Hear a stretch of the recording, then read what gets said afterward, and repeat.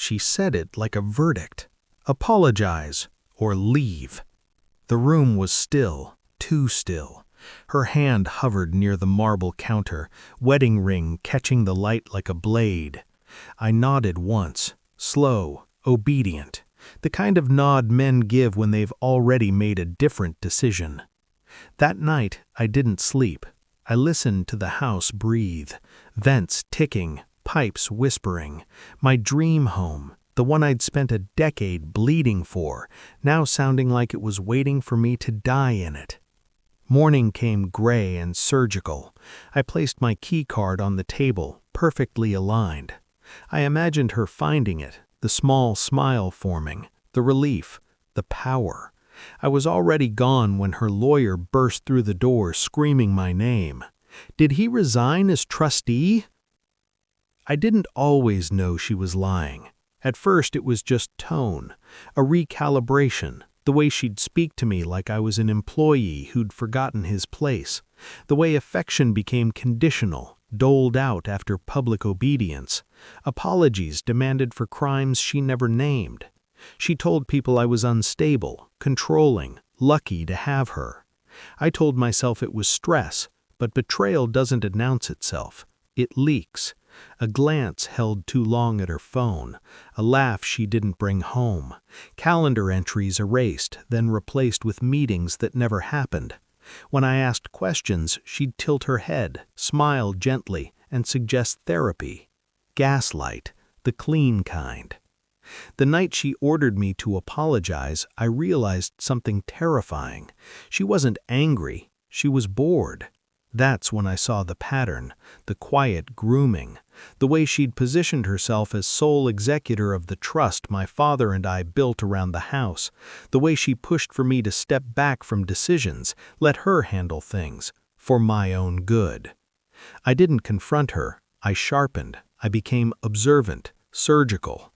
I pulled phone records through a corporate account she forgot I still controlled. I watched timestamps line up with her yoga nights. I hired a forensic accountant under the guise of a tax audit. I smiled at dinner. I asked about her day. Inside, I compartmentalized the pain. I learned about him. Not a lover, a strategist, someone who told her she deserved more, someone who promised control, legacy, permanence. He'd helped her draft documents, suggested changes, softly nudged. The trust was the prize, so was the house, the one my father and I rebuilt after my mother died, brick by brick, clause by clause. I was trustee. She'd convinced herself that role was symbolic. It wasn't.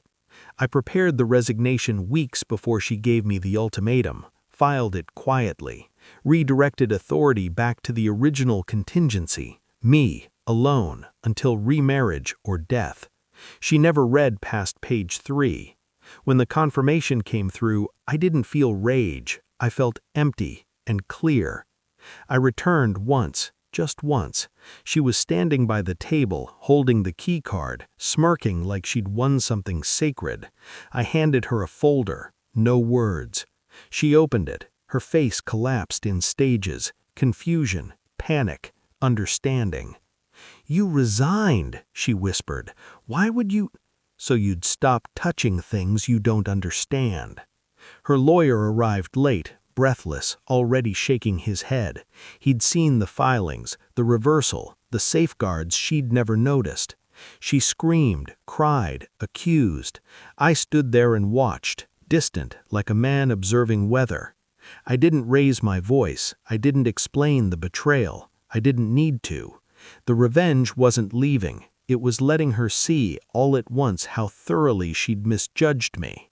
The house was never hers. The trust was never vulnerable. And I was never weak.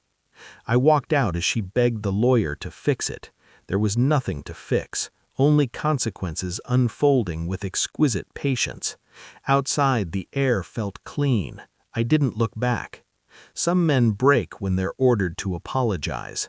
Others nod and take everything with them when they leave.